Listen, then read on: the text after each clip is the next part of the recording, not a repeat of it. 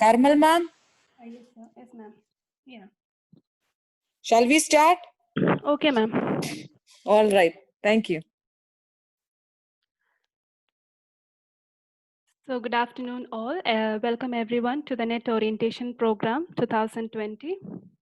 And we will be starting with a new session on paper 2. So this session for today is Introduction to Journalism and Mass Communication, and the resource person for this session is Mr. Ebi Augustine.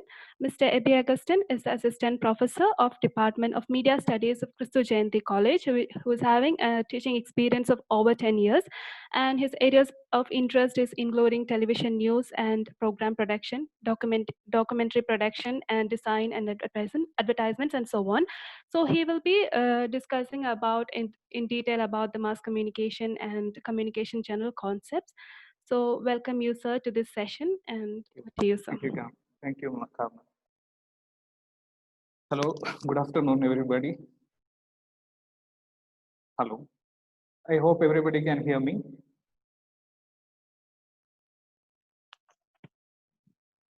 Am I audible to all? Yes, sir. So basically, I'll be dealing with these concepts. That is, I'll just share the screen so that probably you can see it.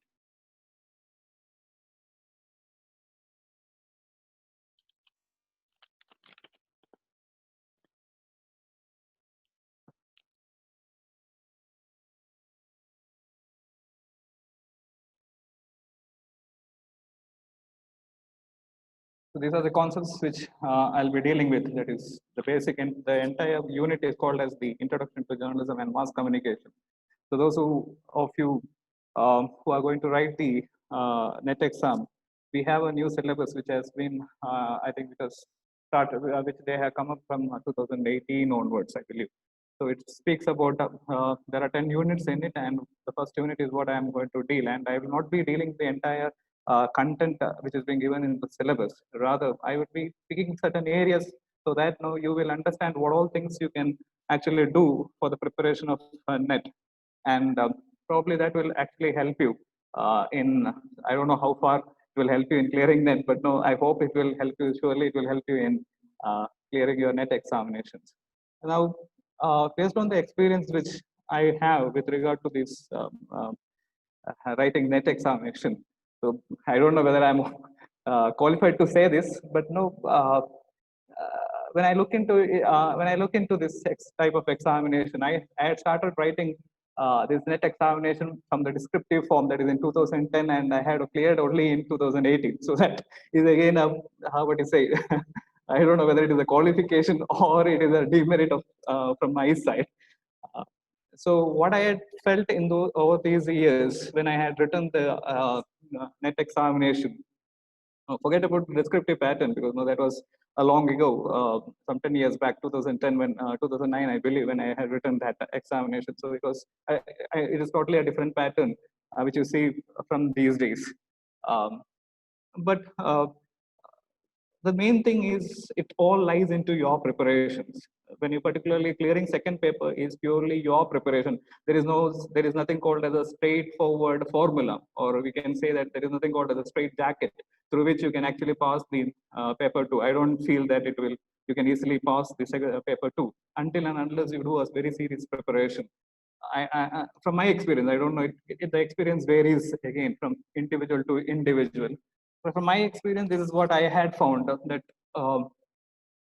that we have to prepare. I mean, there is no other option at all, particularly in clearing the second paper. We have to prepare. The first paper, obviously, many training centers are there. They will give you a lot of examples, a lot of systems to make you clear those first paper. But the second paper is, I felt it has to, you have to put a lot in much more effort in clearing that part.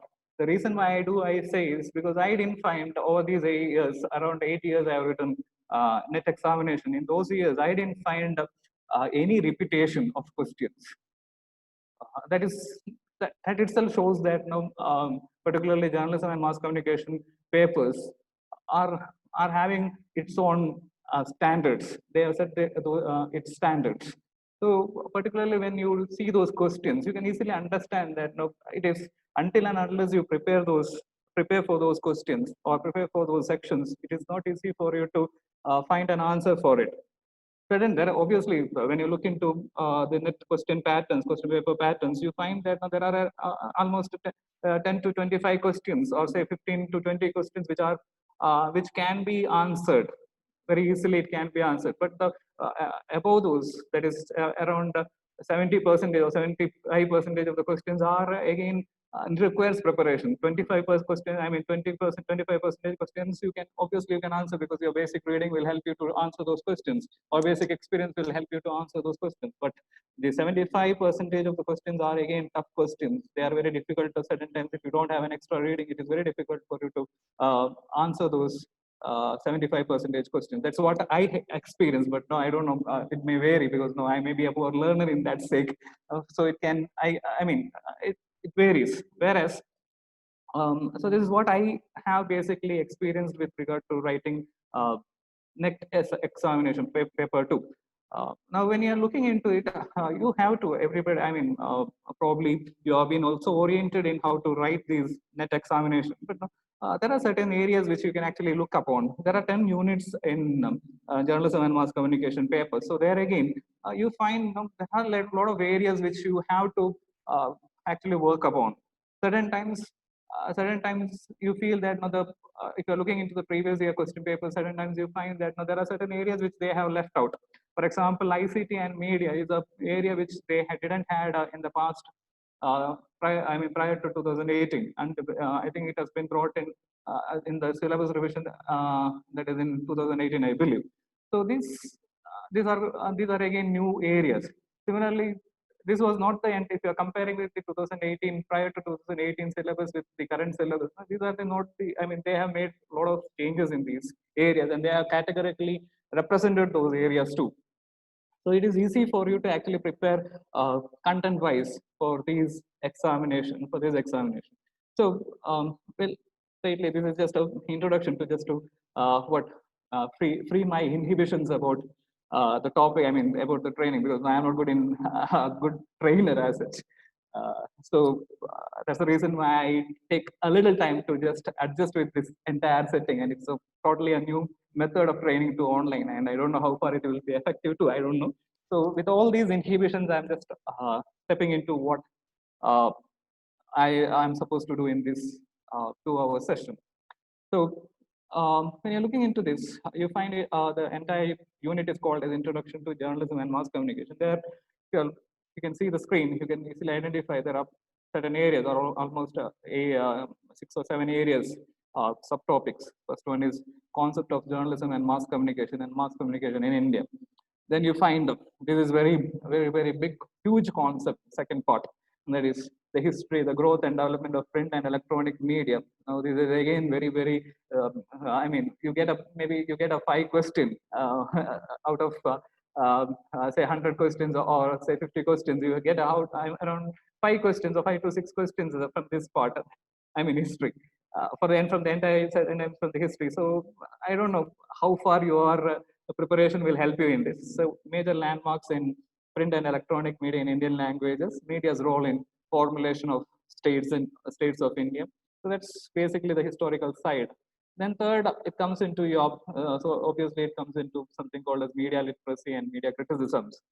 So that's much more general rather than it is not academic. I mean, obviously you find the media criticism and media literacy in academic spheres, but no, they are much more generalized areas. Probably we'll look into that. Then you have press council and press commissions of India, then status of journalism and media education in India, then media policies of the government since independence. So these are, if you're looking at it, it's very broader. It is very again, it has a lot of ingredients in it. It has a lot of contents in it. So you need to look into that aspect.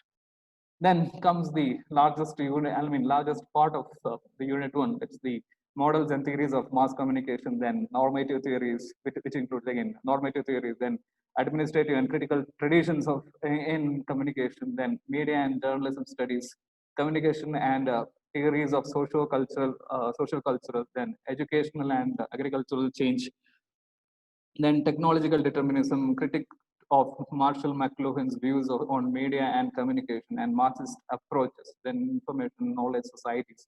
Then it goes, then there again, the next topic you can find Indian traditions and approaches of communication from Vedic era to the 21st century. Now that's moreover, if you are referring to Keval J. Kumar's book, Introduction to Mass Communication in India, or Communication in India. So there again, you find some of the, I mean, most of the bit of things from that part. That is, it starts with Sadharanikaran, global, again, the concept of global village, which was brought in the Vedic period, is again brought. You can actually refer that book for that sake. Then Western and Eastern philosophical philosophies, then ethical and aesthetic perception of communication can be of Aristotle, Plato, Hindu, Buddhist, and Islamic tradition. And lastly, media and culture, framing for understanding culture in globalized world, globalization with respect to politico-economic, socio-cultural developments in India. So all these are basically the rough idea. This entire 2 slides will give you a rough idea about the topic which we will be going to discuss. But no, I don't think I'll be dealing with the entire thing. I'll give you some information about, say, the history history and development of journalism and press in India, and then we'll probably if time permits, we'll switch over to something called as the crux of this entire unit lies in the module D, models and theories of some. Again, we'll have some of the discussions there too. Other than that, it's your preparation. You have to prepare. There is no other way. You cannot. If you're attending, say, these sessions, it gives an idea. Rather than that, it will not help you in clearing net. So that's what my feeling is. So we have to prepare. If you really feel that you need to get a net, pass through the net examination, then obviously we have to prepare. It is not anybody else, and you cannot ask a teacher or a faculty member or somebody who has written next examination to give you an easy formula. I don't think that will help you in any ways. And 8 years I had tried finding out a lot of formulas, but no, nothing has helped until and unless I tried to prepare myself for the net. And this preparation, because there is one more area which I can tell you how did I clear the net. It is because of the switch over of papers, because I had started teaching from 2008, 2010 onwards. So every year, every semester probably, what has happened was I switched over from one paper to another. So almost 8 years, what has happened was keeping on changing papers, barring media laws and ethics, almost all the papers I had handled in this subject. So what has led me that each time when I prepare myself for those classes, what has happened, the knowledge has been, I had added upon the knowledge, and finally, maybe it took almost 8 years to clear it. Net, with not, I'm not saying it with pride, but no, it is again my own limitations, So again, so this is what, and I never felt the need of net until 2018. That is a different case. So these are the things. Now, probably this is a very simple concept of journalism and mass communication. Now, if you're looking into the slide, you can find that there are certain reference sites which you can actually look upon to understand, which gives you a much more broader idea. Broader idea in the sense it gives you a very comprehensive idea about what journalism is, what are the principles of journalism, what are the and these are the sites, or these, for example, this American Press Institute is .org is a site where you can actually get a lot of things with regard to journalism, and it is again this entire concept of journalism and principles of journalism, and all those are again universal. The only thing is we customize it according to our own practices, but no, it is all universal. So when you're looking into it, so I need not explain you what is journalism. This is what journalism is: an activity of gathering, assessing, creating, and presenting news and information.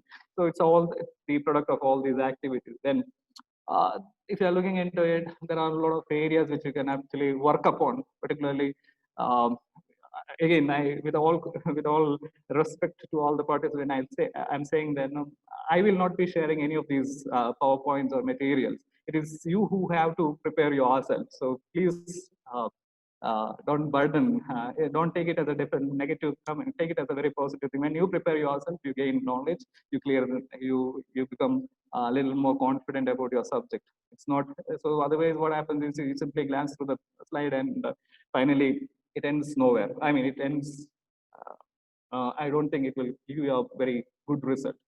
So um, journalism. So there are what are those activities which you can actually look upon? There are certain characteristics of journalism. There are certain elements that you have to find in regard to journalism, news elements, etc., etc. All those things.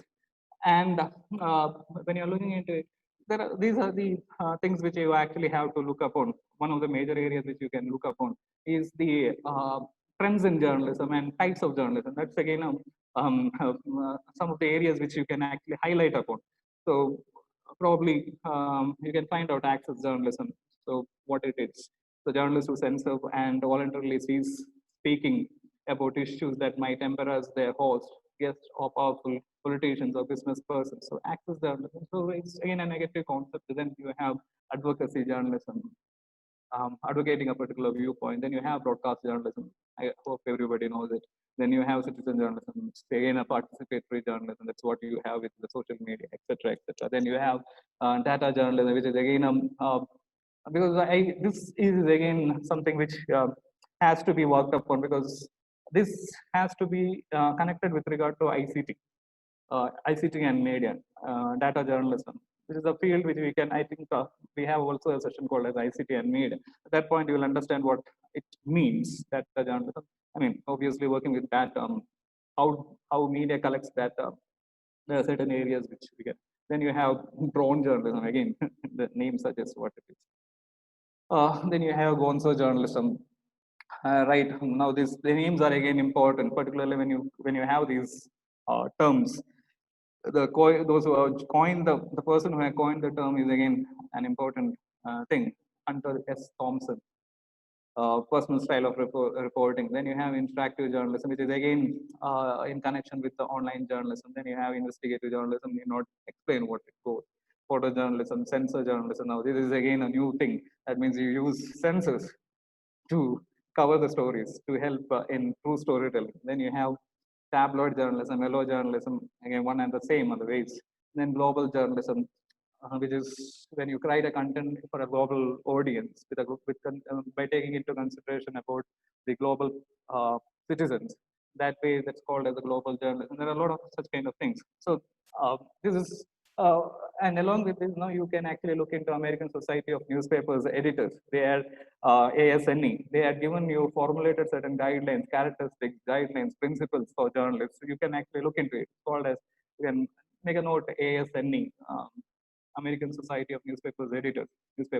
So you can, if you're going into their site, you find a lot of principles, elements, the areas which they stress upon. So that is again, that holds a good thing for you for your documentation or preparation. Again, this is again very, very, what is it, not complete, because there are, I'll show, I mean, this is how we have to prepare. This is just to show a piece to show how intensively you have to prepare your content, because there are, until and unless you have these kinds of preparations,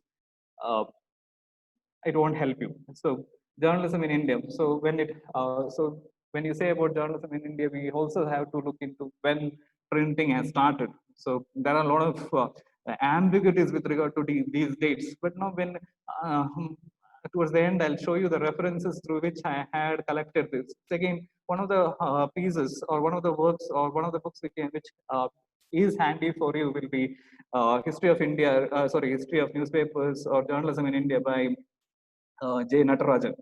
So I'll show you the reference towards the end. So that is again a much more authentic work, and I found that the questions which are being asked about history is again has been taken from J. Natarajan. So that's the reason why I had referred those words and I had given. Along with on the bottom slide, you can actually, bottom of the slide, you can actually find a link. It's about editorsguild.in. It gives you a very brief history. It doesn't give you a very comprehensive history of journalism in India. Rather, it gives you a very brief history. Again, that's again a handy thing, because you can actually relate it. You need not take the entire book and read and find it out. Rather, it gives you it turns out to be a handy material. Now, printing in India was started in 1556 by Jesuits, and it was started in Goa. Then in the year 1556, that's the thing, and uh, so that's it doesn't mention about the language. I think it was printed in Spanish language, I believe. The vernacular printing has happened in Kollam or Pellim, which is a part of Kerala right now, in 1578. And the first work which has been printed in Tamil, printed in Tamil, it's called as Tambiran Vanakam. So that's the first material to be printed in India. They say from this book. Then judging from the historical facts, we have to give credit to the British rule for the advent of journalism. So we cannot say printing is associated with journalism. Obviously not. Printing is at those times was associated with religious propagation, etc., propagandas or propagations, etc., particularly the missionary propagations and things and all. So these missionaries used this printing for actually propagating the religion, particularly Christianity, etc., etc., etc. So when you are looking into journalism, the credit has to be given to the British rule for the advent of journalism in India. The newspaper therefore came to India as an alien product, which was in fact forced upon us. So that's what. And if you turn back, if you turn back into the history, you find something called as Vakya Navis. Which was an official news recorder or a secret information or provider during the Mughal times. So reports say that, but no, we have to again look into those aspects. Then, very authentically, we can say James August Hickey's Bengal Gazette or Calcutta General Advertiser was the first newspaper, which was started in 1780 and January 29. So before this, there was also something called as there were, people. Particularly certain other individuals were planning to start a newspaper. I forgot the name. Okay, so then the same year you can find something called as the India Gazette. Now these names are confusing. For example, Bengal Gazette and India Gazette. Certain times, these you find that just a second.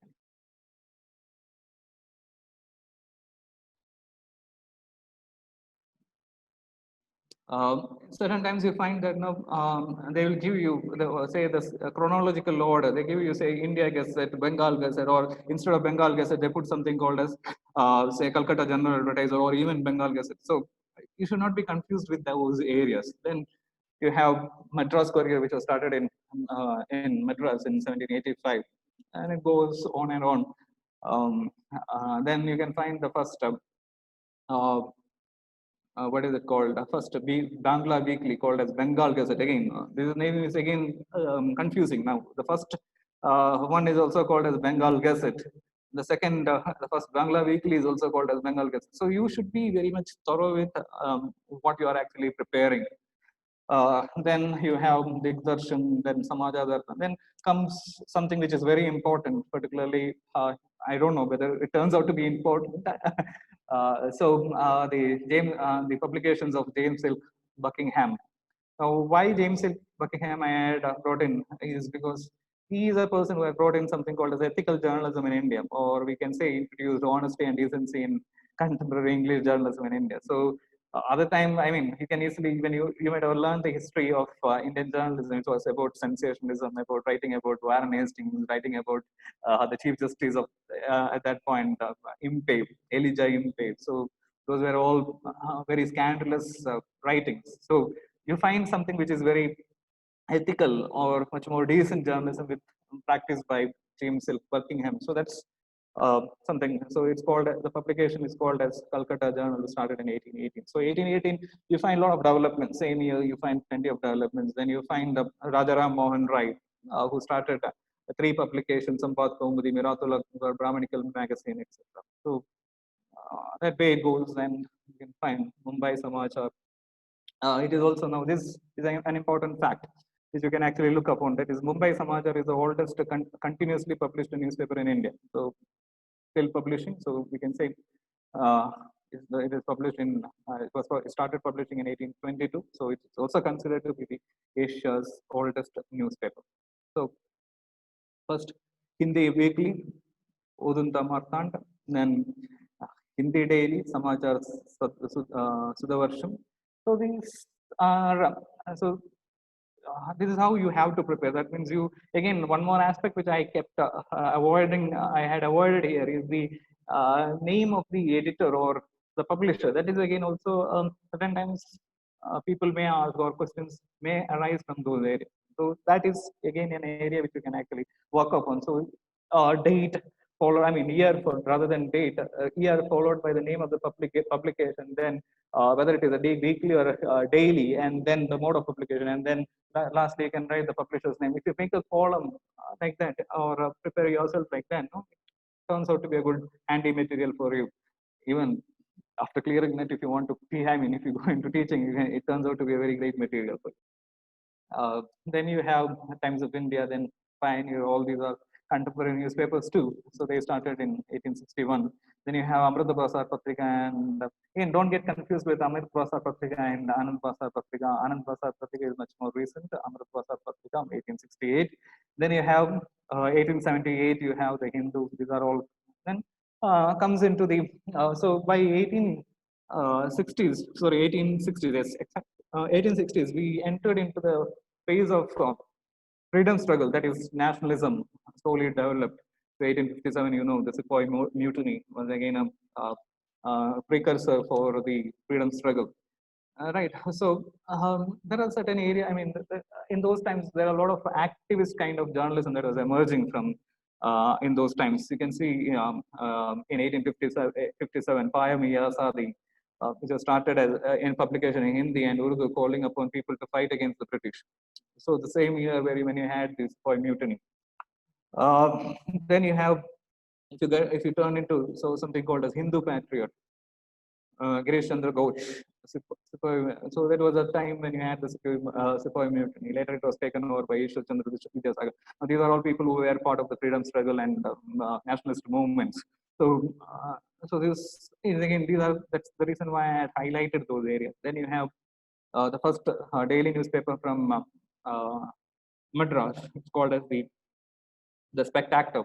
The Spectator. So, so this is again one more area. I mean, these are few things because there are many areas which you can actually look upon.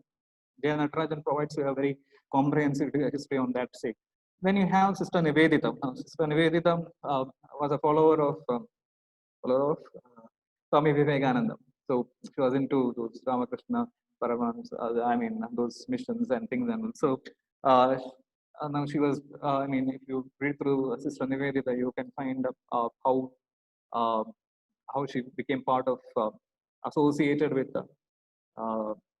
Swami Vivekananda, and how she worked with Swami Vivekananda. And but no, that's not important from the journalistic point of view. But certain things are important with the journalistic point of view is the contribution of her towards journalism or towards Indian publication. So she has written in various newspapers, say Amarapasa Patrika, Statesman, Advocate, the Bengali, the Mysore Review, the Bihar Herald, etc., etc., etc. So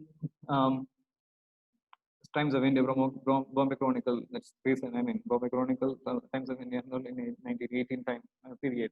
So her contribution is also something which you can actually look into, because these names certain times people will pick up. Now, how do we understand this? How do we prepare for this? There is certain thing. I mean, there is something called as an extra reading.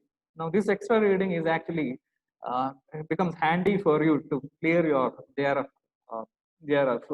paper. I mean, it helps you in clearing your JRF. Otherwise, if you get 60 to 65, I mean, if you can come above 60% of your second pay, I mean, in your total average, probably you can clear that JRF thing too. So you are really ambitious about clearing the JRF, then obviously you have to have something called as the extra reading. If you don't have that extra reading, it's very difficult. So that's the thing. So if you're asking me about JRF,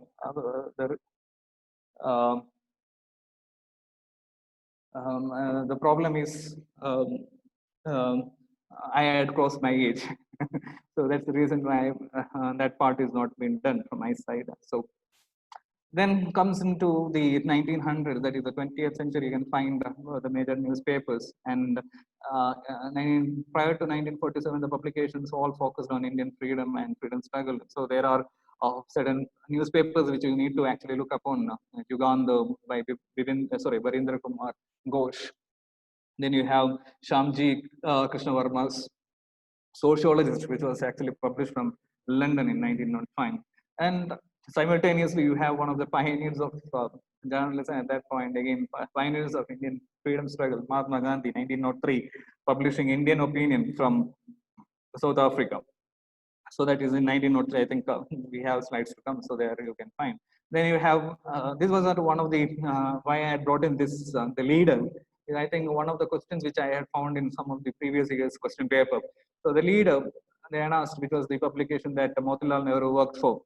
So they get given some 3-4 National Herald and such kind of newspapers, and then finally the leader. So, and they had specifically asked whether, I mean, from which which was a newspaper we had worked in Allahabad. So we can easily identify that, and this is that's a hint that will give you a hint. Allahabad will give you a hint to something called as the leader. So that's how we can answer. Then you have Vande Mataram by Subodh Chandra Malik, then C.R. Das, Bipin Chandra Pal, etc. They were all part of that. Arvind Ghosh, Vande Mataram. So he was part of it. Then Maulana Muhammad Ali's Comrade. Right. It's again very interesting to see, right? You have the so-called nationalist press, I mean, movement. In that nationalist movement, you have certain people focusing on the something called as the secularism, certain people focusing on something extremism, certain other people very modest, I mean, moderately focusing on freedom, and certain others actually focusing on something called as extreme Hinduism, etc. So, not against anything, but no, you can find it. So, Ganesh Shankar Vidyarthi's Pratap, again, then this is again something which is again along with Sister Nivedita. This is again another lady which actually we have to be looked upon from Annie Besant. So she started 2 publications, one from Madras, another one Commonweal. It's not Commonwealth, it's Commonweal in 1914, and New India in same year. From Madras. Then you have the extreme missed person. You have Lokmanya Tilak, who started Kesari and Maratha in 1881. Okay. So he had put in certain kinds of characteristics with regard to journalism. There you can find these are around 6 tenets he had put. So torture, he had to go through the principles of fearless journalism. So he was tortured with regard. And then to ably point out shortcomings in administration, journalism putting forth rational thoughts, journalism exposing suppression by the government. Tilak also believed that journalism is a right form to form public opinion. And the entire journalism should be based in belief of God. So these are his views with regard to journalism. So people can ask, I mean, question paper setters can ask anything. So it turns out to be handy when you know all these things. Then comes Mahatma Gandhi, Indian Opinion in 1903, as I said. Then you have altogether 4 publications he was part of it. Part of publications. So those are Indian Opinion, that is from South Africa, Dublin. Then you had Young India in 1919, now Jeevan to 1929, and Harijan 1932. Now, so he also had certain principles which he laid before journalism, laid in journalism. So one of the main thing is that he never sold his journalism. So his idea about newspapers or journalism was not to make money, rather to educate, to inform public. So he didn't take any money for writing, or he didn't charge anything, or his newspapers was free of advertisement. So that's why Mahatma Gandhi is, I mean, if you're asking what is the contribution of Mahatma Gandhi towards journalism, obviously, along with this, there is one more thing which you can actually highlight upon is the fact that Mahatma Gandhi never, never took advertisements or didn't go by. I mean, he never. He never got in advertisements into his newspapers. So that's again something which is very, very, very principled thing which you can actually look into. So that way. Now, again, if you are looking, the material, I just show you a material that would be a great material for you. It's not a material which has been drafted by me. You can actually download this from internet. History of Journalism in India which was prepared by University of Calicut School of Distance Education. So there again, you can actually, if you go scrolling down, you can actually find the publications and things. So gives you the social context too, but now you can find James Augustine, Bengal Gazette. Along with this, I had missed certain areas that you can actually find in this material. You can download it. It's the History of Journalism by which has been brought out from the Calicut University. So again, it turns out to be a good material for you. When you collect materials, it is easy for you to prepare yourself for any kind of examination. Now, the areas which I had actually missed is the regulations by the government or East India Company during those times. So I haven't prepared on that part, but now I can actually give you, provide you understanding about those material, those things with regard to this. So see, the press laws and censorships.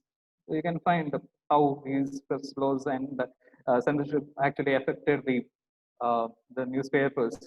So starting from the first censorship of Press Act in 1799, Licensing Regulation Act in 1823. So that's when actually James L. Buckingham had to close his publication. So you can actually find it. So then Liberation of Indian Press in 1835. Then Licensing Act of 1857. This was again to curtail the freedom movement, the Sepoy Mutiny, and the associated activities, journalistic activities during 1850s, 60s. Then you have the Registration of Act of 1867. That will again, I think this is again the act which we have even today, present Registration of Books Act. Then you have the Vernacular Press Act. So this is one of the mostly used questions. Vernacular Press Act answer. There are certain names which you can actually look into. Lord Lipton, all those people you can actually look into. Which are the publications, the papers that made the government worried were Som Prakash, Sulabh Samachar, Halisar Patrika, Amrit Basar Patrika. No, you see this. Bharat Mihar, Dhaka Prakash, Sadarani, then Bharat Samskar, etc. So then 1901. So you have understood the thing is that these materials. I mean, when you collect materials, when you prepare yourself, you prepare based on the materials which you are collected. Now that's where it turns a brilliant thing for you. Otherwise, say that like you prepare for your UPSC examination, if somebody gives you a note and then you take it down and finally go into the test, and finally you find certain, okay, that doesn't make you. I didn't find any interest in that actually. So that's the reason why when we do it, it actually remains in our head, and it remains in our head forever. So how many and I mean, even it as a teacher, as a teacher, when we come into the class, this can actually turn into as a supplementary material, because it actually gives you more outlook. That means when you explain it to your students, they feel okay, you are thorough in that particular subject. Otherwise, what happens is you come in, you go by. If you do a superficial study and if you go, it doesn't look nice. So that's the reason why I say that you have to prepare a lot. So this is one aspect which you can actually look upon. Then, so then further going down, you have Sadanand, the first news agency, Indian-owned news agency, called as the Free Press of India News Agency. Now, Sadanand again was again crucial with regard to journalism in India, not only with regard to journalism, but with regard to his contributions. Now, he was also, in a way, he was also into something called as media convergence in those times.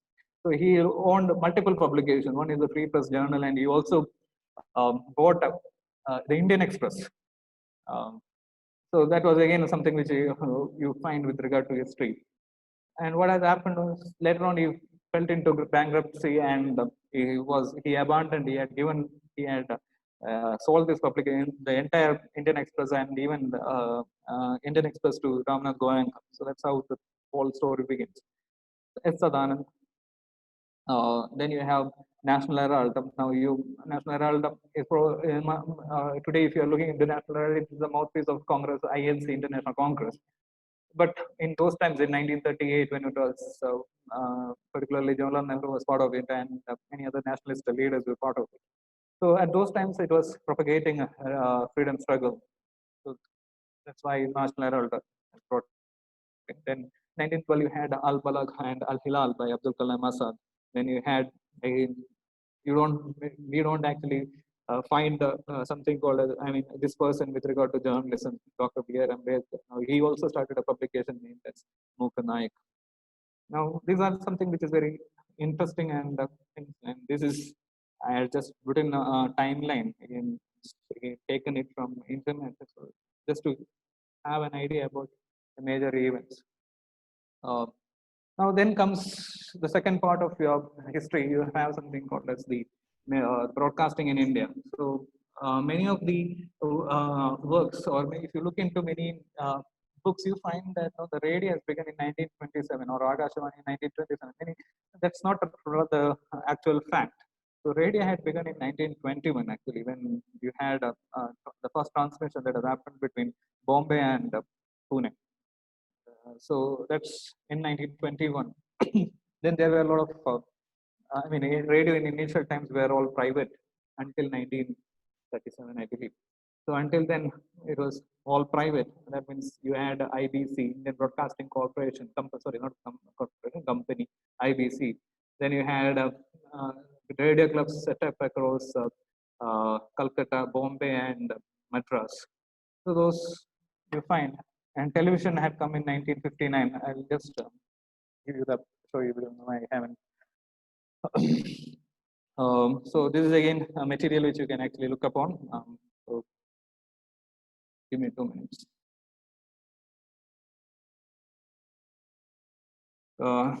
So speaks about growth of broadcasting in India. So invention of radio. So it gives you a background idea about when it was. So it starts from James Maxwell to Henrik Rudolph Hertz to Guglielmo Marconi, and then Lee D. Forst. So those gives you those things. So when you come into Indian perspective, so as I said, many publications won't be. I mean, books you won't find 1921, but the fact is 1921 there was a transmission that has happened from Bombay to Pune.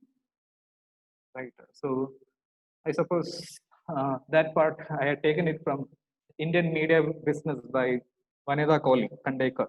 So that book gives you some idea about, not some idea, a great idea about broadcasting in India. So contemporary developments, contemporary in the sense the beginning, how it has grown, how it has developed, and finally what stage it is. So that's a book. It's called as the title is called as Indian Media Business by Vanita Kohli and Kandekar. So that's good book. So 1923, Radio Club was set up in Calcutta, followed by Bombay and Madras in 1924. Then you find regular broadcasting in India was started in. This is where many of the textbooks provide you this information, saying that 1927, July 23, you had the first broadcast. But no, these are certain other background information which you can actually add upon. So 23 July to 1927, you had regular broadcasting. So Bombay, and then you can find the Indian Broadcasting Company catered to small European communities. So reading through it you find something And there also in April 1930, broadcasting came under the direct control of Department of Labor and Industry. Now it is called as Indian Broadcasting Services, that is in 1930 ISBS. Then second birth of All India Radio in 1935. Now that's where that's when Akashvani. So it's 1935 All India Radio, and 1937 I believe it is Akashvani has turned into, or 1940. I'm not sure about that. Kindly do refer that. So the name of Indian Broadcasting Services, State Broadcasting Services, was changed into All India Radio in 1935. The second part, Akashvani, just I am also a little confused. Please do refer. Then,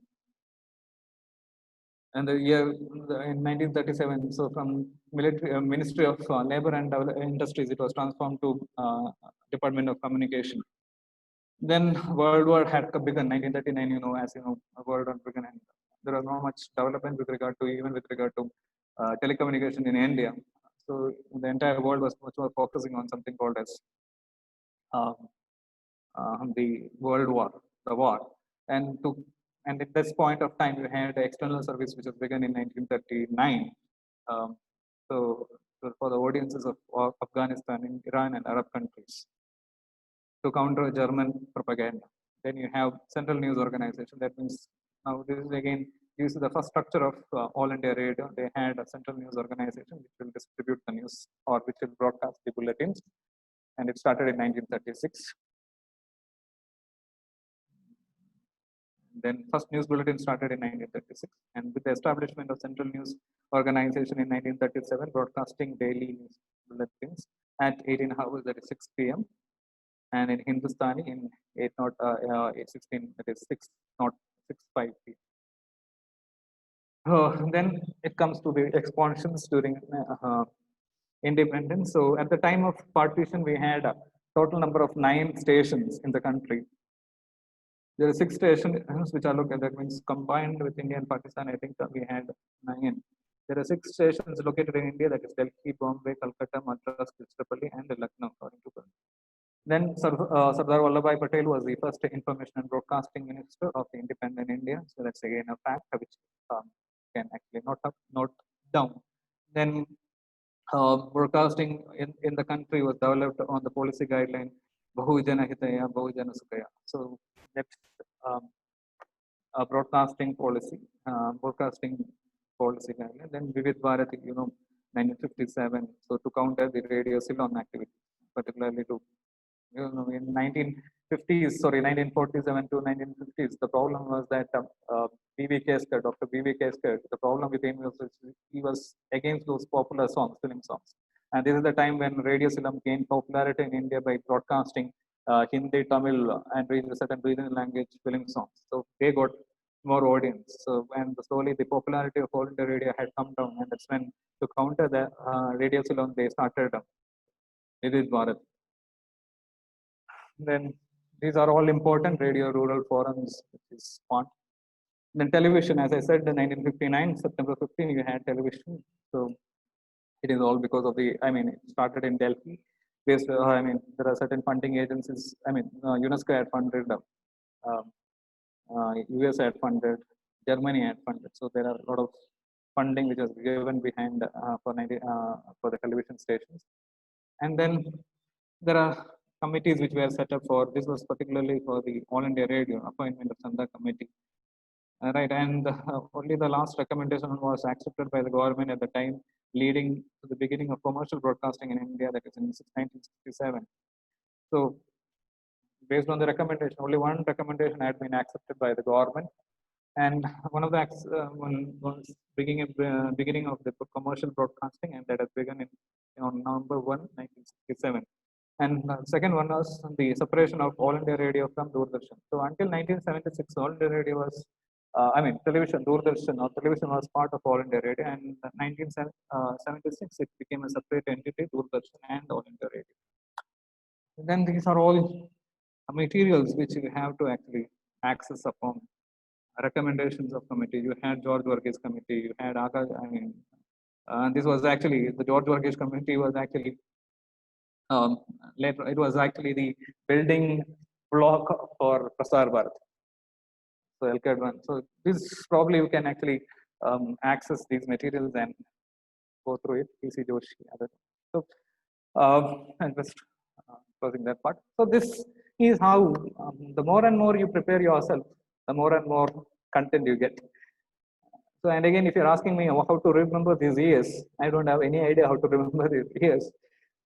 One of the ways which I remember these years, because I started when I started teaching, particularly for the UG students, I used to write it down in the notes. Every year I used to write it down again and again and again and again. So it turned into what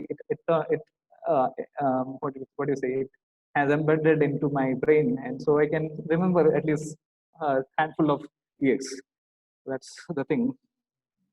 Then this is what this you can get it from All India Radio. You can find these materials. The first ever FM service was started in 1977 in Madras. Vivid Bharati is again. Then digital broadcasting, 1997. So you can find that if you're going into the All India Radio site, you get these materials. Then the press commissions again. In 1952, you had the first, formed under the chairmanship of Justice J.S. Rajadiksha on September 3rd, 1952, and they provided the report in 1954, I believe.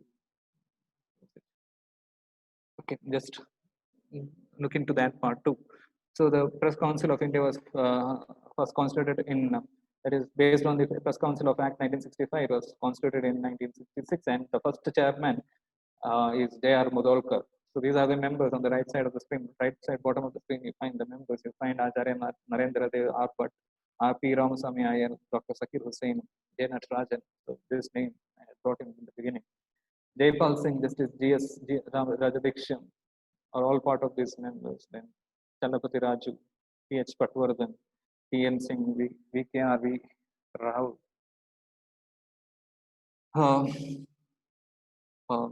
So then, if you're looking into the Constitution of Press Council of India, so you find 1970, that is, you have 28 members headed by a chairman. Often the chairman is a retired Supreme Court judge.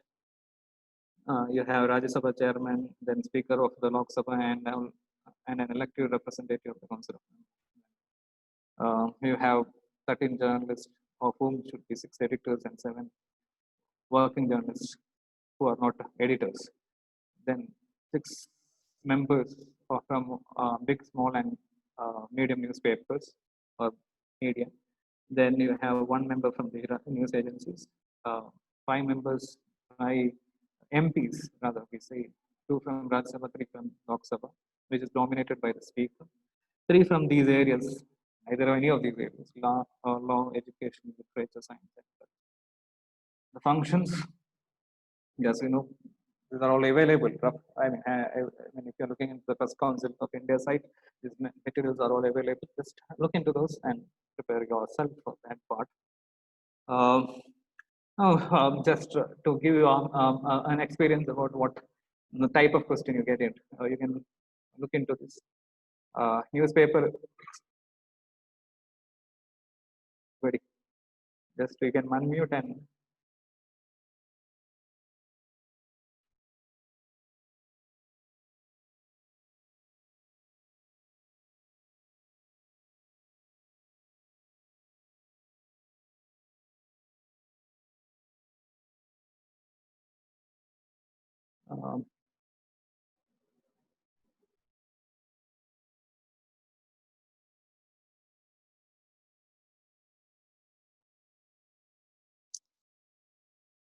Can you all hear me? Is it possible to unmute yourself?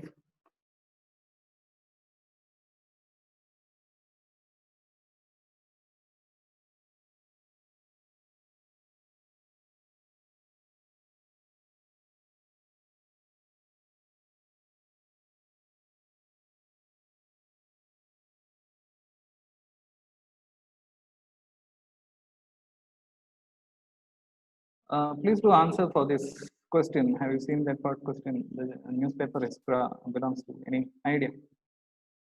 Sir, am I audible? Yeah. Charlotte here. Charlotte, good afternoon. Good afternoon, sir. I think it's Russia. Yeah, you're right. So now this is, you won't find it until and unless you have something called as an extra reading. It's very difficult. Again, the second one we haven't touched upon. We'll look into it. This particular question maybe in the communication section. So that's the mediated world, temporary and incomplete consensus is called up. I didn't share the screen. I'll just share the screen.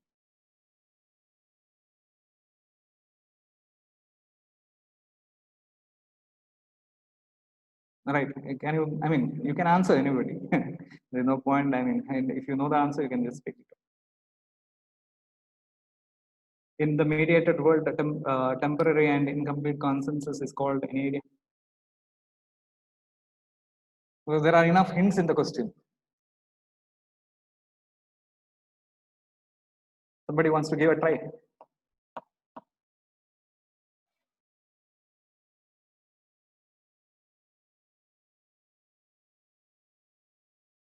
So it's public opinion. So we'll come to that as we go into the next section. So along with that, one more area which I should. These are the materials which I said probably it turns out to be handy materials for you. The more so you have this Business World article. If you're searching for Indian media and Indian media after independence, 71 years of independence. So they are given a report about this. This actually gives you an idea about not the year-wise. You won't get any idea, but no.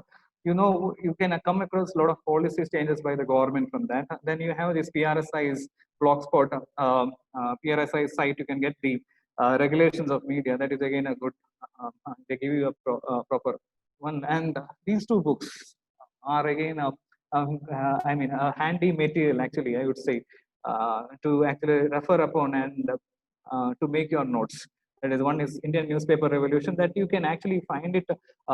He has given, Robin Jeffrey has actually provided some historical aspect, but no, he has stressed upon something from 1977 or after the emergency. So you can actually find it's a very comprehensive material, a lot of videos, a lot of facts, a lot of quotes, 100 things. I read the entire book and I found it very, very, very, very useful for us.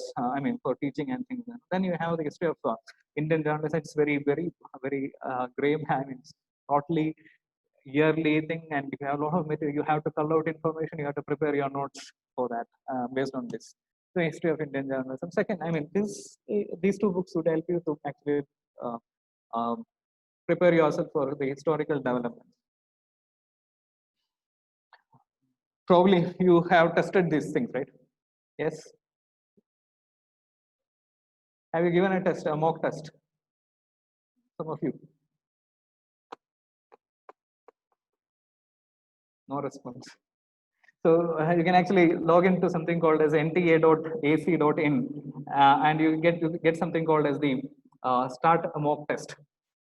Now this you find, you can find for the NT test for of December 18 onwards. You please click here. So if you are going into that now, you can actually identify what is the question paper pattern, and solving this question paper pattern. Questions would help you actually to know the way they structure the questions. That's again they are very shrewd in drafting the questions, and it has a principle. Particularly, it has certain. If you are looking into closely, if you are observing into it, it gives you enough hint for you to answer. If you know the subject, obviously you can answer most of the things. You can answer around 75%. Percentage you can actually answer correctly. You can answer 25 is not answer. I don't think it is answer. People can answer until and unless they are extraordinary big piece of people. If you prepare yourself, 75%. I personally feel that 75% of the questions can be answered if you can really understand the question. If you prepare yourself. This is how the patterns are normally. So communication is defined as symbolic process, production of them. So this is how the entire questions will come. So So you can actually log into this NTA and you can try it from your side. So that actually there is nothing wrong in, because certain times you can actually understand how good you are or how far you have learned. So if you can answer say around 60% of say 50 to 60%, simply you can clear your net examination. So with this, I'm ending the first part of it, and we'll go into the next part, that is communication theory. Again, I'm not going to give you, share you the entire thing. I'll give you how what kind of preparations actually you can look into, and then finally we'll wind up the. Another 1 more hour is there, so we'll wind up. Any questions you have in this part? The session is open. I think that your all mics are all unmuted. So if you have any questions, you can actually.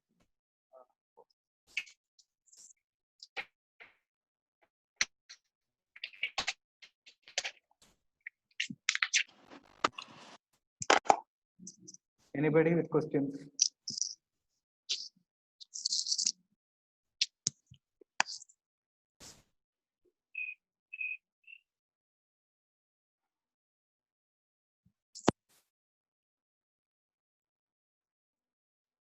Any questions? No, I have no response. Shall I then skip to the next part?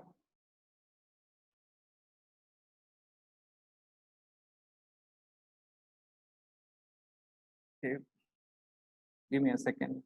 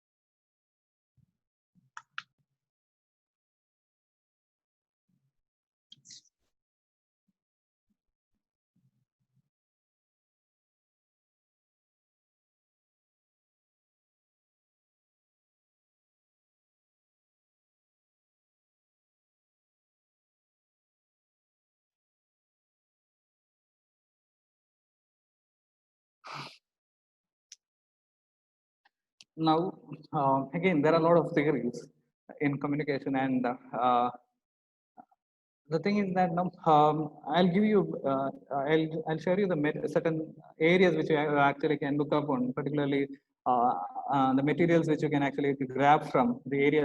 There are certain free materials which you can actually get it from the internet. I'll give you those informations towards the end.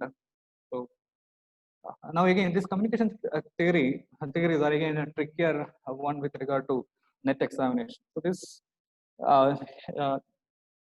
what I have done is I had devised something very, I don't know whether it is whether it holds good to everybody, but no, probably it can help you. That is, when you are taking up a particular theory, you need to have 3 areas which you have to actually focus upon. The first area is the background, how this theory has been developed. What was the why this theory was developed? What is the intention of starting or building up this theory? So that is the first area which we have to actually look upon. In that you have to actually look into certain. There again, you have to actually look into the year of when that particular theory has actually begun. Then the second part is the proponents of this theory. That is the names. Names in the sense you need not learn all the names, but no few names which are important, whose names are important. That has to be actually listed out by you. And the third thing which you have to have as a preparation is the approach. Approach in the sense, what is their approach? What is the, say there, you have something called as the axiology, the epistemology, the etymology, all those things. Those areas you actually have to work upon. So when you do this, that's when the entire theory becomes something which is interesting to you, as well as you will never forget what the theory is. At any cost, you will not forget. If you say after 10 years, if you're asking, if your student comes and asks you which is this theory and how, you can easily I mean, you can actually process this theory, you can actually remember those theories, you can actually know what the theory is. So one of the ways is going like this. So this is what I had shown with this slide. We start with the Frankfurt School. Now they are called as what? The critical theorists. The Frankfurt School theorists are called as the critical theorists.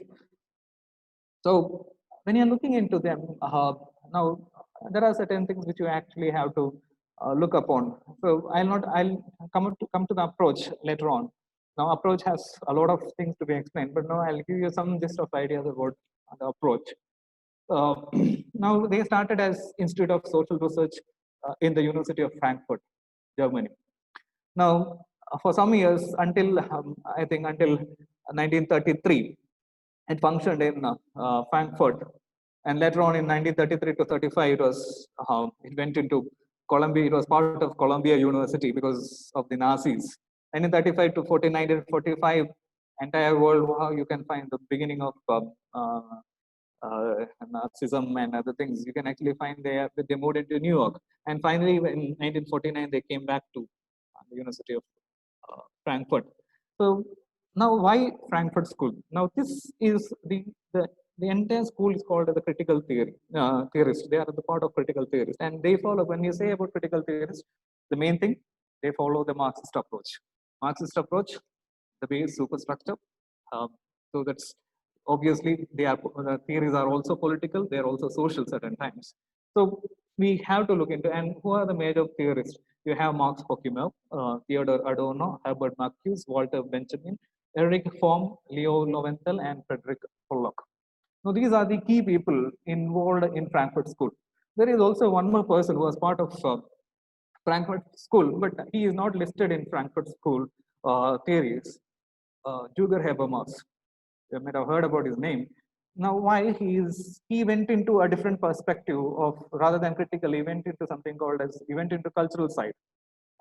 So rather than going into say, he went into something called as a public sphere. I mean, that is his way of approach. So I mean, when you're looking into this, theoreticians won't consider Juger Habermas as part of Frankfurt School. So that's something which you have to, because when you read through the text, you actually identify this thing. In the beginning, I knew about all these things. And then when we tried to prepare ourselves for the not only for the net examination, but for the classes, that's when we tried to understand that the learnings which we had in the past, there are certain gray areas which we have to actually work upon. So that's this is where one of the things which I would like to share. The second part of this, you can find the approach.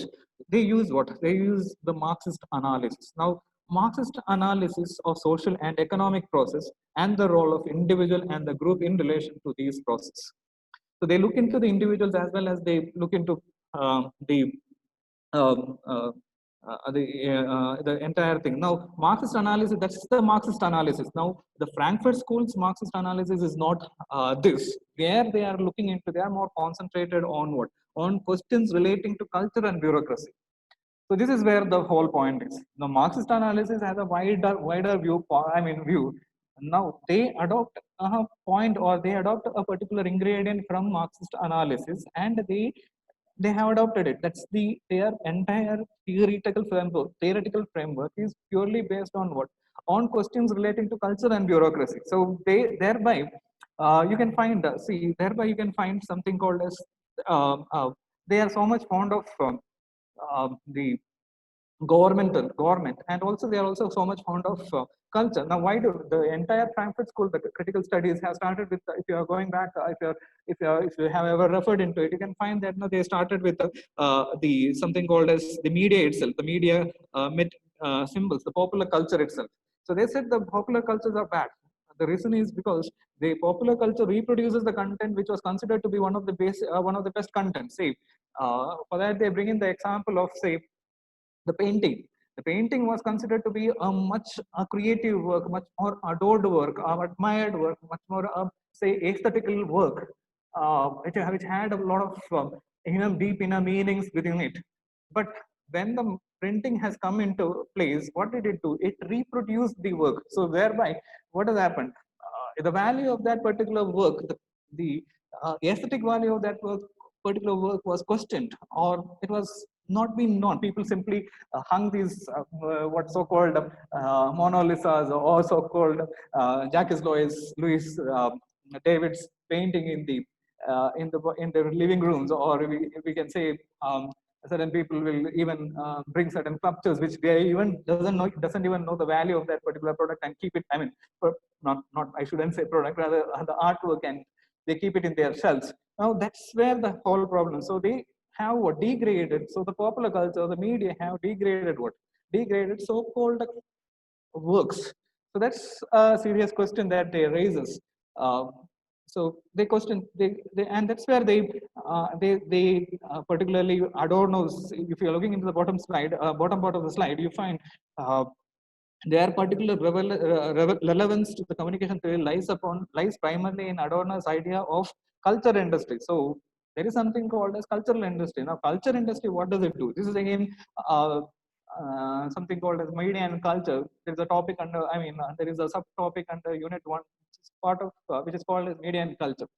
Now, there you can find this theory holds good. So, culture industry. Now, mass media that turn high cultures and folk cultures into commodities and sold it for what? For profit. So this is where the whole problem is. Now they are not treating it as the same, or they are not considering it as an essence, or they are not going to give the value of the work. They consider it as an industrial product, and they what do? They make money off it. Now, totally degrading what? Degrading the author, totally degrading the work. Hence, therefore, they say the media industries are cultural industries. And when you say about cultural industry, the capitalism comes into play. So that's what you find. What do we say about media concentrations? Say Disney buying the Foxstar in 2019. Probably you may be not knowing it. So what has happened? They are accumulating content. Now, when they accumulate content, what happens here? Why do they accumulate content? They want to accumulate content to sell it. So this is a serious criticism that is being leveled against media convergence. And way back in 1920s, you can find this criticism has happened, or they were starting with this criticism. Frankfurt School began with this criticism. So it has not changed. The scenario, according to Frankfurt School theoreticians, it hasn't changed. It is still prevailing. So that's where you find the cultural industry, mass media that turn high culture and folk culture into commodities sold for profit. So, which he has mentioned in a book called as Dialectic of Enlightenment, Philosophical Fragments, which he has written in German in 1947, and later on it was translated into English in 1970s, I believe. So, so this is something which is a key ingredient of Frankfurt School is cultural industry. They brought out the term called as cultural industry. Second one, the Marcuse concept of Herbert Marcuse concept of one-dimension man. Marcuse argues that while the system we live in may claim to be democratic, it is actually what? Totalitarian. The form of technological rationalities has imposed itself on the aspect of culture and public life and has become hegemonic. Now, this is until 1970s, the concept of culture industry, which was proposed by Theodor Adorno, was not known to many. The reason is because his work was in German, and people were not so much research people didn't work on those. So hence, it was not known to us until 1970s. So when in 1970s, what has happened was that work was translated, and that's when we or the current theoreticians started to analyze what Theodor Adorno has written in his book, and they found that the entire concept of culture industry was wrote in 1920s itself, in 1940s itself. Now, One Dimension Man is again an important work because One Dimension Man has given a direction to understand what Frankfurt School is. So based on the works of Herbert Marcuse, the contemporary theoreticians actually understood what is Frankfurt School, because Herbert Marcuse was one of the key players with regard to Frankfurt School. Now, what is he saying? He is saying that the system that we are living in claims that it is democratic, but actually it is very totalitarian. I need not explain you the context and things. It is like that. We say democracy is much more of a euphemistic term, but ultimately it is a totalitarian. I mean, fewer people decide what others have to do. So, and therefore, what is it saying? Therefore, it has become hegemonic. It is not. We cannot say that no. What is it? It is not. It has no difference from so-called dictatorship too. So it turns out to be very. I mean, I may turn out to be very harsh in this, but no, this is what it is. So now you can understand what is the approach of the Frankfurt School. So they are actually looking into what, as I said, they are questioning culture and also questioning bureaucracy. So this is well established. There is no question about whether they. I mean, if you're asking me whether they are whether are they looking into individuals? Obviously, they are not. They are not looking into individuals in terms of other aspects. They look into individuals with in respect to culture and bureaucracy, not from maybe not other ways. So they are also I mean they also gives you some idea about something called as economic and political. I mean economic and political theories have been actually stemmed from these Frankfurt School. So economic political theory or economic political theory which you have in the current form says that the media is a cultural industry or a media is a industry which produces what contents to sell. Now the stem of this concept has been taken from where? The stem of that concept is taken from the Frankfurt School. So that's how the theory has been developed. And if you're going into further, I'll just show you certain other areas which you can actually see what I mean. Now, this is again a question which probably you can answer upon. The mic is again unmuted. Please, if you can answer, you can answer. If you understood what I had explained, you can easily answer this. What are the main concerns of the members of Frankfurt School? Says the social basis of nature and nature of authoritarianism, the structure of the family, the concept of reason and rationality, and lastly, all of the concepts given are correct. Anybody who wants to give you a try?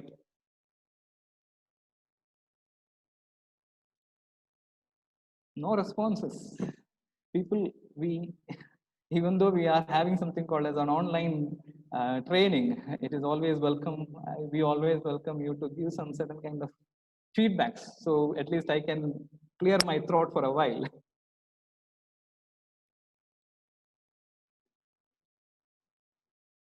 Nobody. You're all there? Are you all there at least? Can you all respond?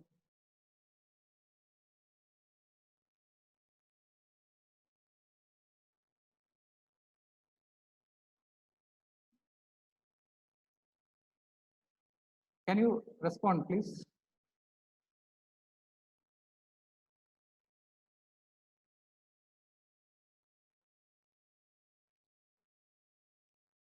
Charlotte, are you there? Hello. Yes, sir. Can you give it a try? I think it's A. I missed out on the B point. Was it part of it, sir? The structure of family? Yeah, it is part of it. Says about what? Says about culture and bureaucracy. So think about it. I didn't get that, sir. It says about culture and bureaucracy. Okay. Right. So it says about the approach says about now the Frankfurt. How it is different from other Marxists is because of the it has come out with its own understanding about culture and bureaucracy. So hence, look into these options and give an answer. It's not the first. And even obviously, then you should look into the third option, that is the concept. Then it has to be, yeah, it has to be D then. All of the options are correct. So that's where the so the thing is, so if how do you know the entire point here is how do you answer this? Now, the social basis and nature of authoritarianism, it is clear, well and very clear it is. I mean, it says about the social basis, it says about the nature of authoritarianism. That is what I was, that's what you find with the case of one-dimensional man. Now, the second thing, there is no mention about it. That is the structure of family. Now, the structure of the family, we need not think about it because certain times it can be a deviating option. The third one is the concept of reason and rationality. That's why it is called as what? What is the heading? Called as critical theory, because there is something called as reason and rationality. Hence, we can say what? Answer is D. And all the options given are correct. So that's how, because the people are very tricky in giving questions to you. Right? They outrightly, I mean, if these two concepts, that is A and C is holding good, then we, out of suspicion, we cannot eliminate B there. So then again, that's when we understand that it is all the three options are right. Any questions you have on these people around here? Okay. I'll further continue now. If you're looking into this critical theory now, now if you look, I mean, the old-fashioned Marxism or Marxist, they believed that people were oppressed based, I mean, oppressed only because of because people controlled, or certain kind of people control the means of productions. That was the old-fashioned Marxism, or the Marxism has its base from there, or so-called as proposed by, I mean, Karl Marx. It speaks about economy. Now, Marxian theory is not only speaking about economy. If economy is being controlled, obviously all the aspect of life is being controlled. That is where, even if economy is controlled, the politics is being controlled. If politics is controlled, the social aspects is being controlled. If social aspects is being controlled, we are all controlled. So if a demagogue, or if an authority, if a few people are controlling economy, then we can say that what? We are all what? We are all part of a totalitarian regime, or we are part of a demagogue rule. So that's where these theories are very important. I'm not advocating any theoretical side, or I'm not advocating Marxism here. Rather, when we think about it as in terms of a pure academician, so we are all grown up and we know what academic side, how we can use our knowledge in terms of academic side. I'm not against any political ideologies or things, and I'm not a fearsome advocate of communism and things like that. So that's not the whole point. The point here is, what does Marx say? The entire Marxian concept lies with regard to economics. Now, from there, so that's where I said how we are actually building theories. So when we think about Marxism, we can say that why did people, or why few people have wanted to control the means of production? When they control the means of production, they are controlling the entire system itself. They're controlling your religious lives. They're controlling your political life. They're controlling your economic life. They're controlling your social lives. So that's where these Marxian theories are having. It's much more wider in nature. It's not microscopic in nature. It's macroscopic in nature. That means it's grand. It's huge. And the theories, the so-called, I mean, these theories, Marxian theories, are not a microscopic theory, or I mean, it is not establishing one phenomena. Rather, you find it elsewhere too. If it holds good in Germany, it is obviously holding good even in Indian perspective, or even in Bangalorean perspective too. So that's where the funda of Marxism lies. So now, these critical and cultural theories, the idea that the media operate what? It speaks that the idea operate primarily to justify and support the status quo at the expense of ordinary people. So what does it say? The media across the world, whether it is a democratic government, or an authoritarian government, or so-called a government like, say, a Russian government. Russians say that it's an oligopolistic economy, or even any form of government. They are what do? They are establishing, or they are supporting status quo. What is the status quo? Status quo is very simple. What? People who have money, people who have resources, they control others. So that's the whole point of what critical and cultural theories. Now, you have a set of media theoreticians called as Neo-Marxians. Now, they are much more, the neo-Marxist theories are much more, we say they are political, they are economic, and that's where I said the political economic theory. Now, that's a neo-Marxian theory, which is, again, you can find with the case of Noam Chomsky is a part of this, is again a major proponent or a key person with regard to political economy theory. Similarly, Edward Herman is a person who is, again, a part of economic political theory. So, you find what they are called as what the neo-Marxians. Even in a way, the Frankfurt School, in a way, we can consider they are the neo-Marxians, because they are not speaking about only about economy. They are speaking about culture and hegemony, or culture and say or bureaucracy or authoritarianism. The modern, and again, you have, as I said, the modern neo-Marxist theorists believe that people are oppressed by those who control culture. They are called as the superstructure, that is the culture, all will be part of this superstructure: religion, politics, arts, literature, and of course the media. So what is this, what are these neo-Marxians saying? They are saying that people are oppressed, that is the majority of people are oppressed because of what? Because there are people who control the superstructure, that is religion, politics, art, literature, and of course the mass media too. Now, I'll just give you an idea about what is this Marxist theory speaks. I mean, this is what the entire Marxian concept.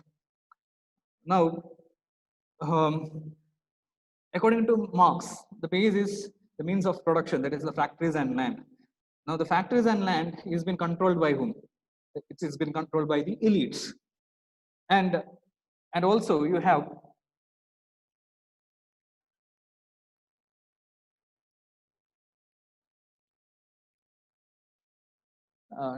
just a second.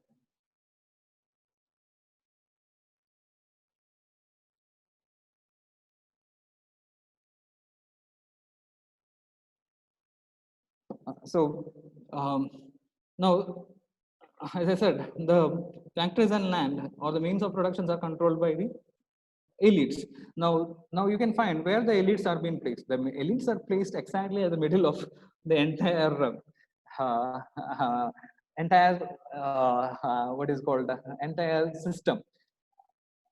Where we cannot say this is again something which is very interesting. The elites are again, I mean, so they are having access to what? They are having access to the base. They are having access to the superstructure. Thereby, they are also having the access. They are also part of a. They can control the society through what? The ideology. Now, this is what very plainly Marxian theory or Marxist theory looks into. Now, this is what you find here with the case of the critical and cultural theory, or with the case of the Frankfurt School. So, if the elites can control the base, they can also control your superstructure. That means the culture has been controlled, the bureaucracy has been controlled. Now, Frankfurt School stresses upon two aspects. That's where I said the Frankfurt School stresses upon two aspects, that is culture, industries, and culture and bureaucracy. So now you understood the whole point. Now this is where the whole preparation has to go. The dimension, the direction of your preparation has to go in this direction. So when you speak about Frankfurt School, you have to look into critical theory. You have to look into what are the other schools of critical theories. So you have the Neo-Marxian theories, you have the economic political theories, etc. And how is it different from the other cultural theories? So this idea, if you have, that's when you become a master in those areas. Again, as I said, the critical theories are basically, they are very macroscopic, and I had already said. And this question probably you can find it in one of your net question papers.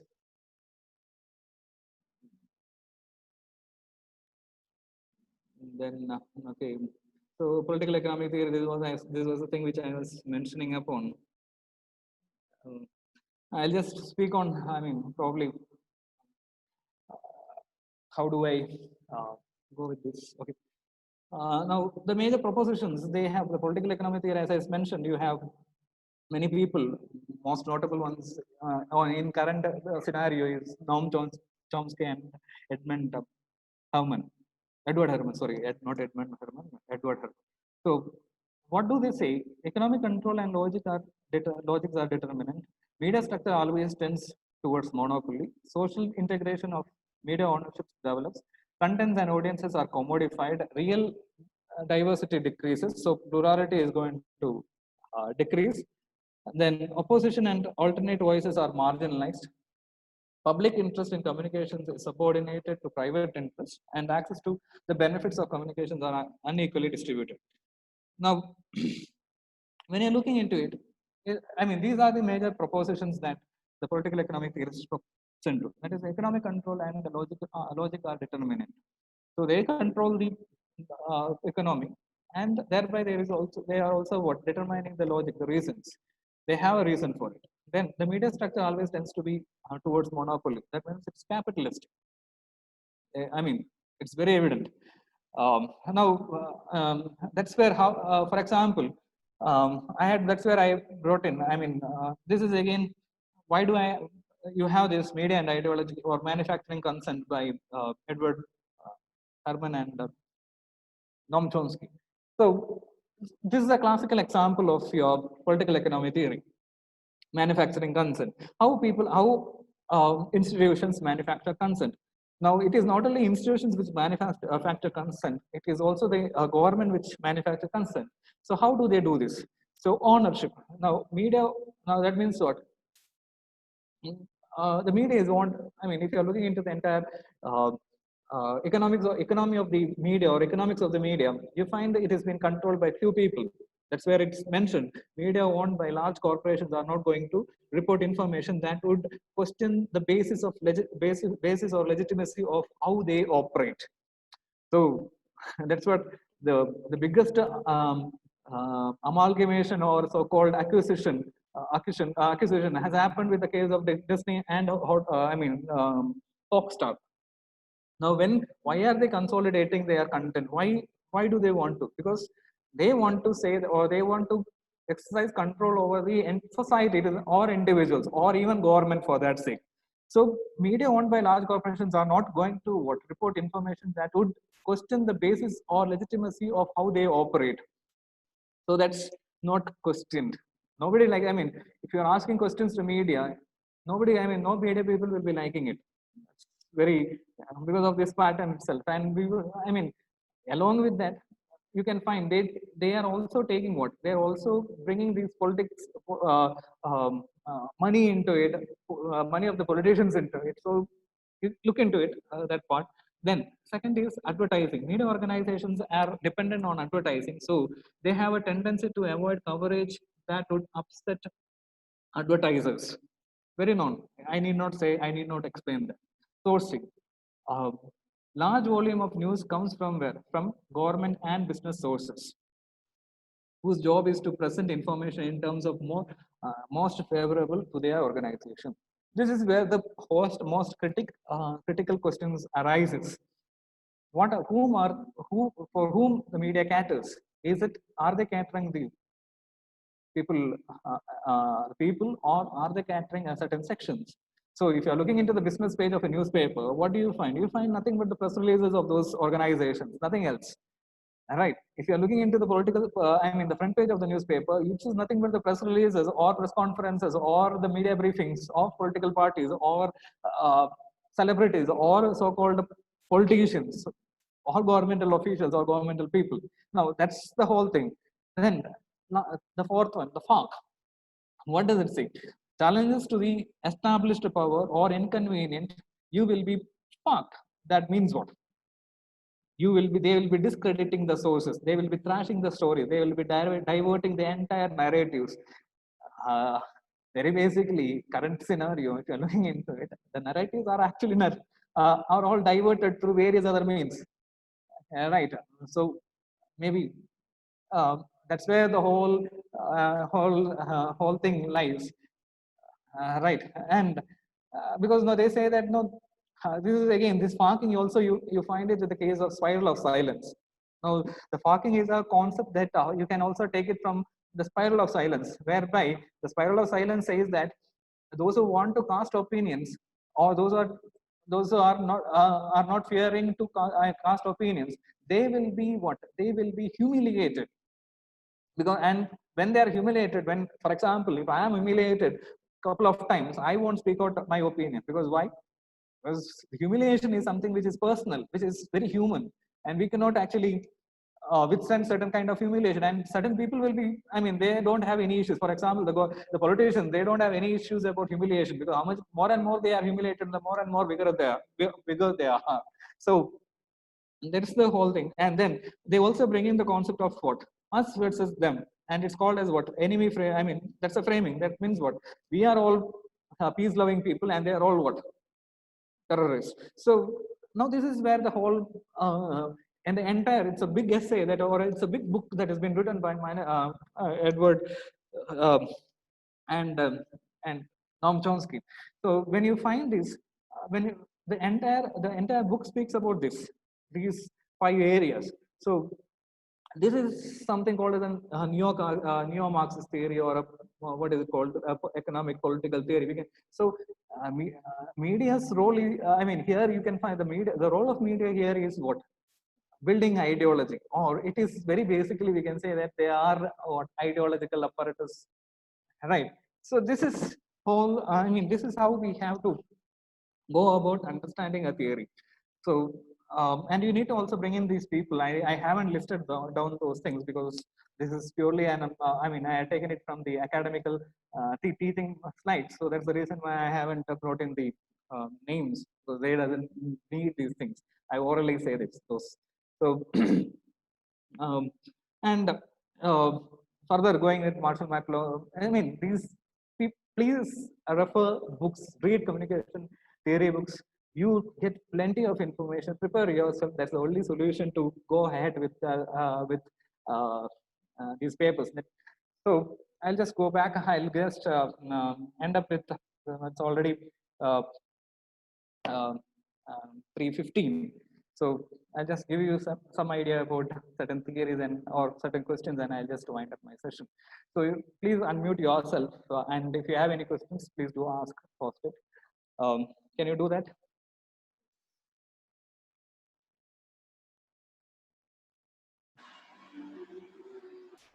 I suppose I had unmuted all. Okay. Okay. So now you have the answer there itself, because now I'll probably might have seen the answer, so I'm going to ask you the question now. This is something which is very many of you might have come across something called the cultivation analysis. All right. So George Gabner's cultivation analysis. Now, there again, this is again a question that is very interesting to you. Probably, this is how do you answer this question? That's what I'm going to explain you. Now, it has given you 4 options. 4 options. 3 options are very simple for you to understand. That is hierarchical, political perspective, non-creative perspective, and the last one, the Stalgamite perspective, is probably probably many of you may be confused, or many of you may not have come across. I don't know, any of you have come across the Stalgamite theories.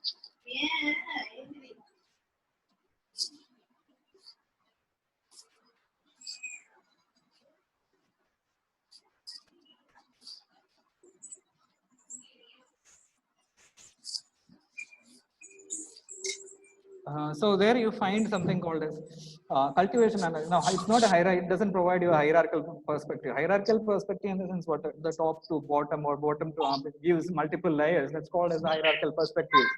It doesn't speak about the hierarchical perspective. It doesn't speak about the political perspective. Neither it doesn't speak about the non-creative. Now that's a out of the stem question option. Not out of the stem question. Rather, it's out of the stem answer. Non-creative perspective. That's not a. It's not. Question solve பண்ணிட்டு இருக்கான் நீ என்ன dear participants, if you can just hold on yourself for a while, so that no, it won't be disturbing us, neither others. So Stalgamite perspective. The Stalgamite theories. Now, I had given an explanation with regard to the Stalgamite theories. Now, these theories suggest that mediated experiences induce long-term effects that are very difficult to measure. Now, Stalgamite, Where do you get this stalagmite? Now, this is something that you find it from the rocks or from the building roofs.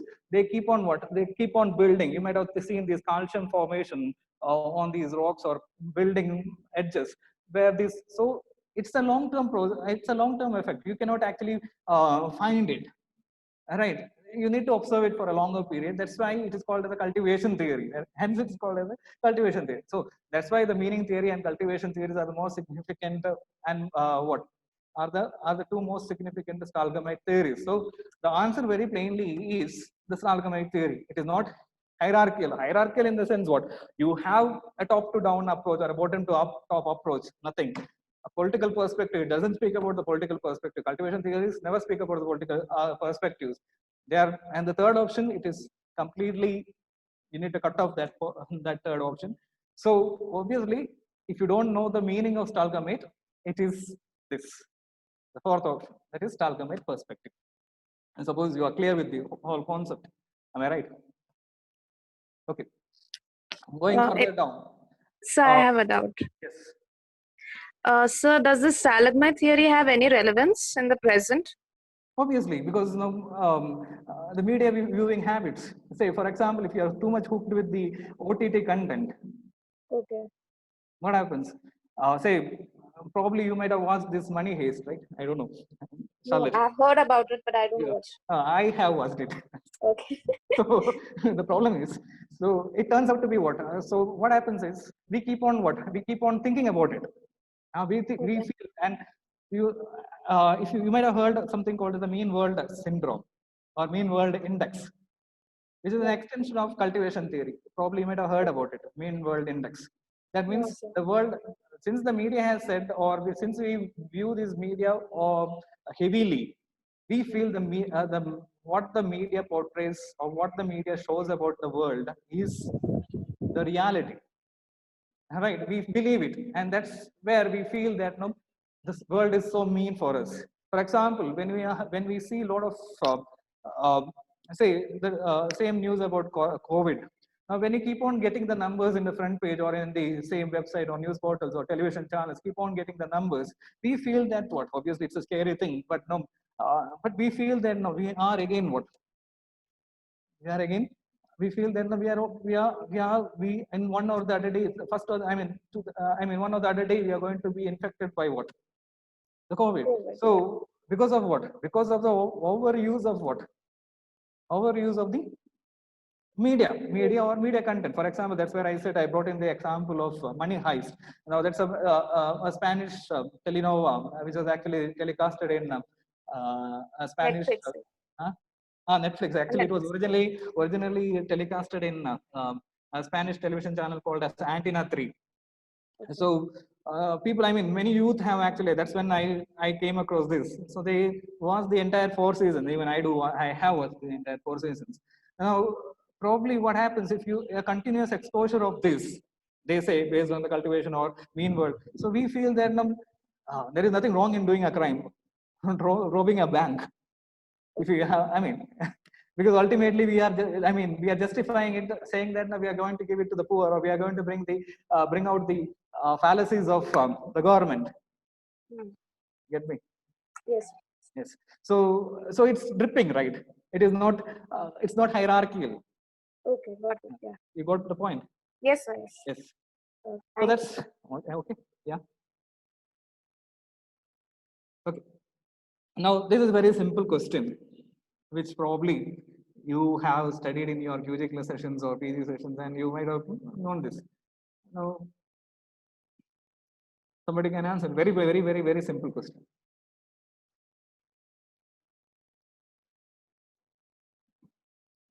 Anybody? I can hear only Charlotte. Are there any other people whom I recognize?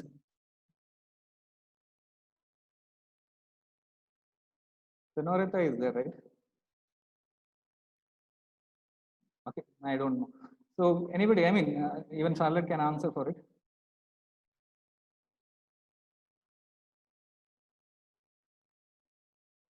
Charlotte, do you want to give a try? Try.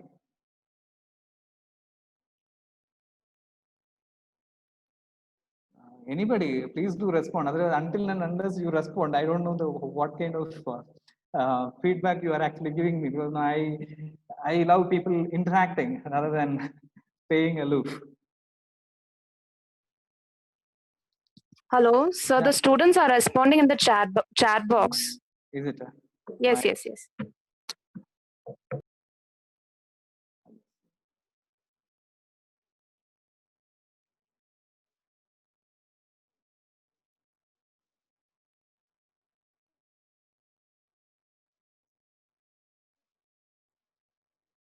Yeah, you can unmute actually.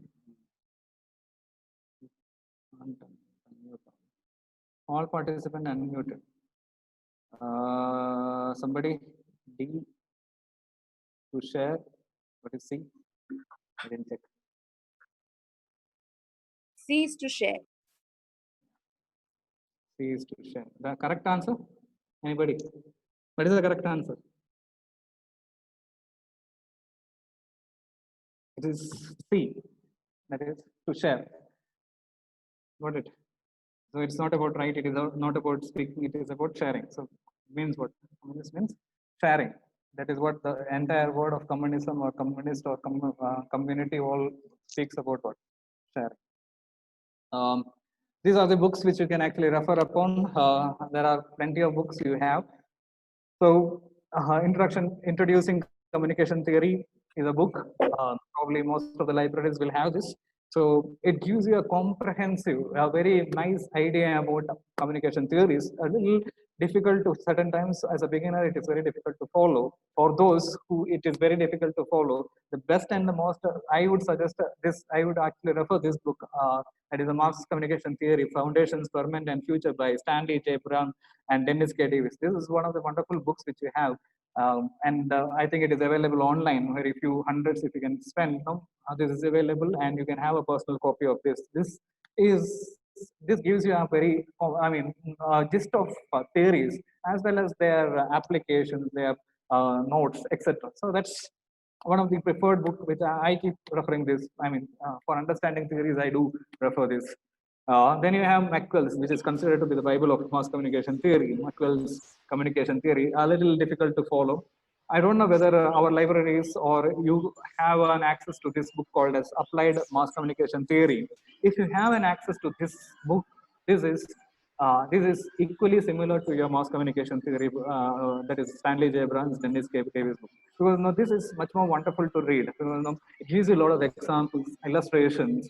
It gives you a lot of boxes are there. So it gives you a very ready reference. So that's Applied Mass Communication Theory by Jack Rosenberg. So you can actually look into that part. Then these are very, communication models are very old book. It's I think in 1990s, some publications have done with this. I suppose most of the libraries do have this book. It gives you the entire list of models and their developments and what are the researches that are happening with regard to models. Right, you have those mechanical model, mathematical model, you have those the models which are being proposed, one-step flow theory, two-step flow theories, or any advancement, or you find it, diffusion of innovations, whatever models, whatever theories which are until 90s, you find this in this communication model books. Then communication theory is a much more recent book which speaks about media technology and society. It gives you a critical understanding about how media can be applied, how media theories communication theories can be applied to media context or media content, etc., etc. How technology is impacting communication scenario, etc. So that's the communication theory. And then you have Encyclopedia of Communication Theory, which is a huge book. I suppose this can be, you can download it from the internet. This gives you the entire list, A to Z list of theories. And lastly, media today, just for reference. So this is what with regard to communication theory. So my whole contention and my whole, advice to you, I am not a great person who had actually um,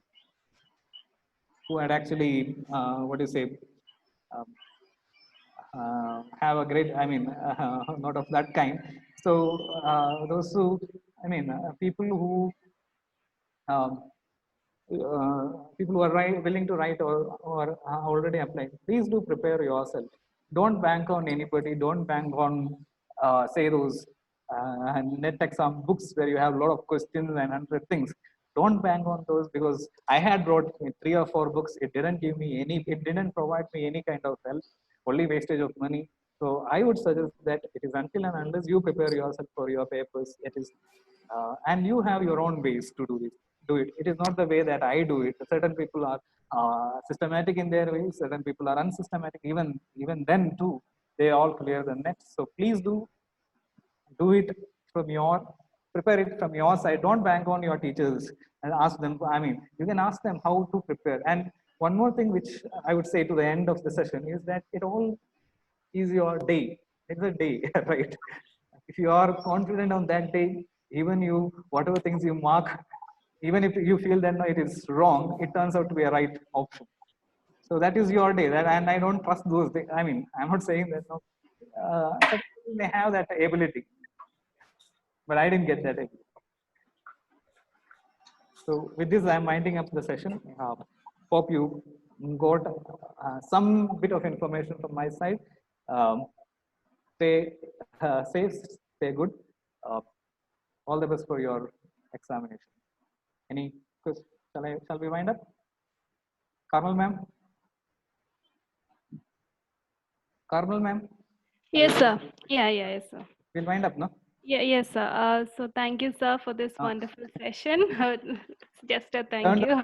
I don't know whether it is a wonderful session, but no, it was a really informative session. I feel like everyone got a rough idea on how to go with this topic, like theory. So within these 2 hours, you have just given a rough idea about the history of journalism and all those theories. So I hope that everyone got a rough idea about how to go with this topic for your net exam. So thank you, sir, for this session, and thank you participants for your active participation. So your next session will be starting at 4 p.m. and the ID for this session is shared in the WhatsApp group. So just check it and please join it at 4 p.m. Thank you. Thank you all.